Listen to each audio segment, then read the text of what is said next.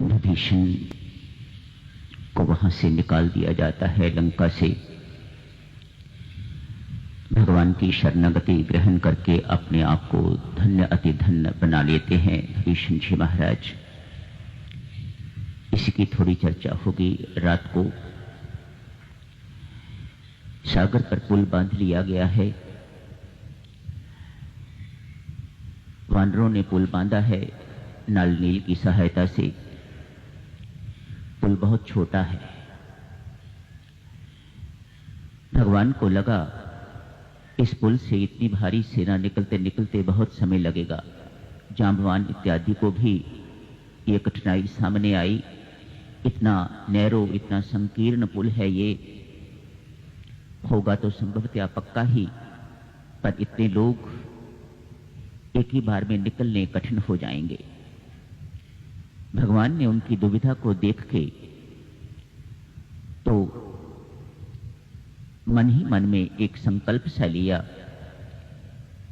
जितने भी सागर में रहने वाले जलचर थलचर जितने भी थे, उनके मन में मानो इस प्रकार की आकांक्षा उत्पन्न करी हो कि भगवान आए हुए हैं हमारे घर और हमने अभी तक इनके दर्शन नहीं किए। जितने भी जीव थे बीच में सबके सब ऊपर आ गए। अपने आप एक विशाल पुल बन गया। दुविधा अब ये है, वानर लोग उसको पुल ना मान के उससे निकल नहीं रहे। कहीं ये जलचर जो हैं हमारे भार से नीचे चले गए तो हम डूब जाएंगे, ये एक शंका सी है उनके मन में। पर परमेश्वर कृपा, भगवान का संकल्प था उसके पीछे, ऐसा नहीं था। थोड़े से लोग तो जो वानरों ने पुल बनाया उस पुल से गए, बाकी सारे के सारे जो इनने पुल बनाया था, अपने आप जो पुल बना था उसके ऊपर से निकल के गए। जब आगे पहुंचे, उस पार पहुंचे, तो जांबवान जी महाराज ने कहा, महाराज आपने हमें ऐसे ही तकलीफ दी। यदि इतना विशाल पुल आपने स्वयं ही बना लेना था, आपने संकल्प मात्र से बना लेना था, तो इन वानरों को, नल नील को इतने बड़े बड़े पत्थर उखाड़ने पड़े, कहीं से लाने पड़े, वृक्ष उखाड़े, ये किया वो किया, इतनी बड़ी समस्या खड़ी कर दी आपने। पहले ही इसे बना लेते, इसकी आवश्यकता ही ना पड़ती। तो भगवान उन सबको प्रसन्न करने के लिए बहुत सुंदर उत्तर देते हैं, जांबवान जी यदि आप लोगों ने ये पुल ना बनाया हुआ होता तो मैं खड़ा कहां होता।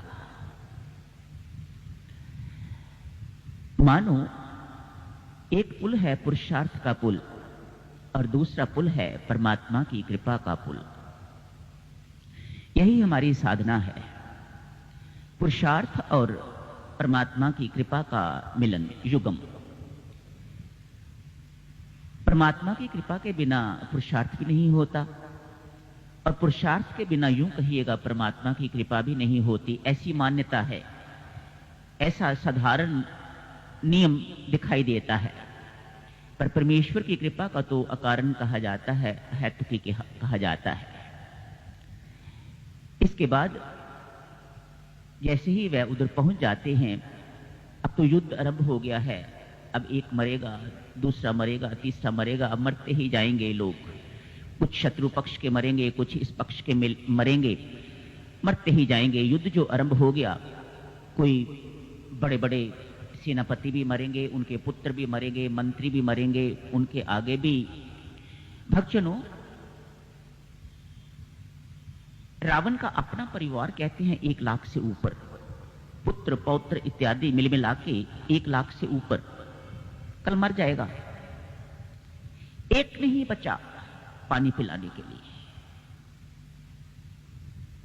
लगभग 1 लाख संतान, एक नहीं बचा पानी पिलाने के लिए, एक नहीं बचा अंत्येष्टि करने के लिए।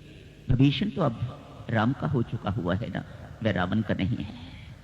जब तक रावण का था तब तक भगवान उसे स्वीकार नहीं करते, तब तक ऊपर ही लटका के रखा।